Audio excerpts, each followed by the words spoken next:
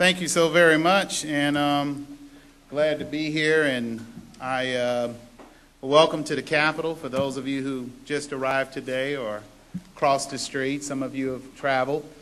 It's my, I believe, my second opportunity getting a chance to talk and meet with many of you as we start looking at next steps here in our country to bring us up to speed with other countries, especially Asian countries that are far ahead of us as it relates to preparing, some people say for tomorrow, I say for today. And I think it's very, very important. I'm so glad to see so many of my great friends in the audience.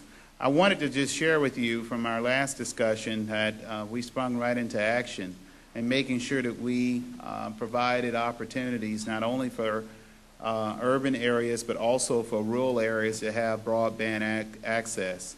I have H.R. 691, that is the Broadband Access Equality Act of 2009. This is to close the digital divide as we start to look at areas that have been left behind. We know in some parts, especially Florida, that we have rural communities that don't want to be left behind economically or information-wise. So we're dealing with not only our economy, but also education, also laying down the infrastructure. It provides a level of tax credits to incentivize companies that are spending or willing to lay down the investment to bring about the broadband access that we're all looking for. I also want to say that in the Recovery Act that just passed here in Congress recently, some $7.2 billion for broadband expansion, and the 2010 budget also includes $1.3 billion from the USDA as it relates to loans and grants for the Department of Agriculture to increase capacity and improve telecommunication services, as well as education and health opportunity priorities as it relates to rural areas.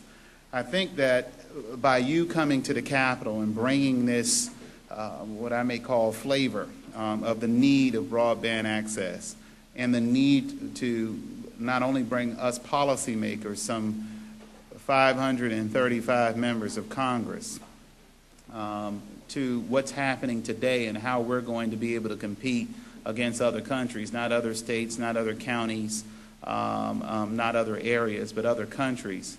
To help us compete in this global economy, we're going to have to approach what we've been doing differently. I'm encouraged about some of the legislation that has been filed.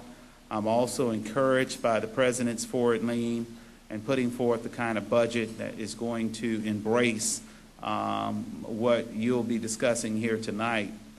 One last point, because I see a couple of members here, so I want to give you the microwave talk here tonight.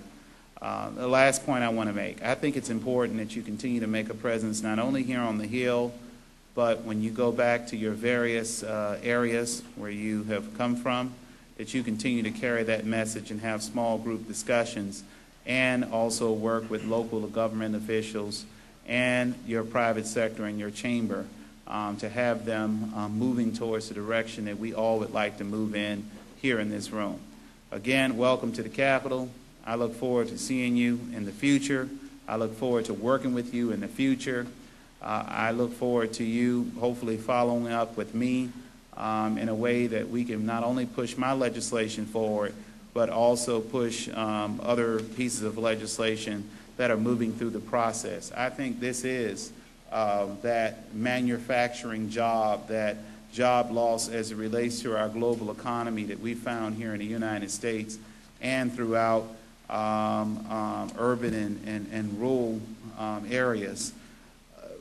Job creation through broadband access, education opportunities through broadband access, also making sure that we're able to continue to communicate at the level that other countries are communicating in at this time. So I really, really, really want to encourage you to continue to come back, and I encourage you to go home and deliver a solid message.